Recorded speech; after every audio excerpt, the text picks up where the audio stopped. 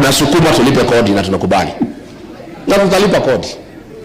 Lakini tunasikia baya, hii kodi tunalipa kuliko kujenga barabara na kuweka maji inapatiwa mtu ya Soprano kuzunguka akihonga watu. It is wrong. Huyu Soprano anaenda na 100 million every week. Hii ni ile pesa Muriithi amechukua. Sasa wewe Muriithi, si uchukue pesa ijenge barabara, iweke maji. Hawa askari hawajalipwa allowance yao. Lakini kama wewe utachukua kodi, ikuwe diverted, ipatiwe Soprano, Mr. Yesa, yule anaitwa Mr. Moneybags, anasumbuka na pesa na magunia akipatia wamama na vijana kuwadanganya. Is it fair? It is not fair, Bwana Muriithi. Na mimi I want you to be careful because huyu mtu atakuharibia record yako. Because wewe utasukuma watu kulipa kodi.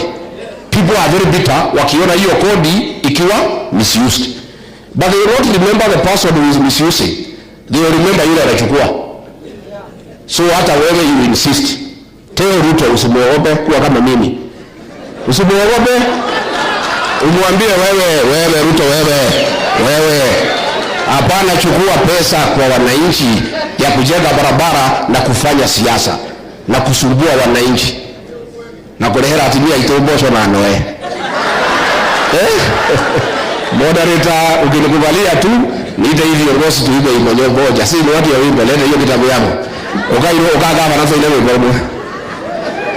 Na watu ya Rumuruti hawa officers akina Muhoro, hawa professionals, serikali ile mimi nakuja kuunda, hawa ndio watanisaidia kufanya kazi.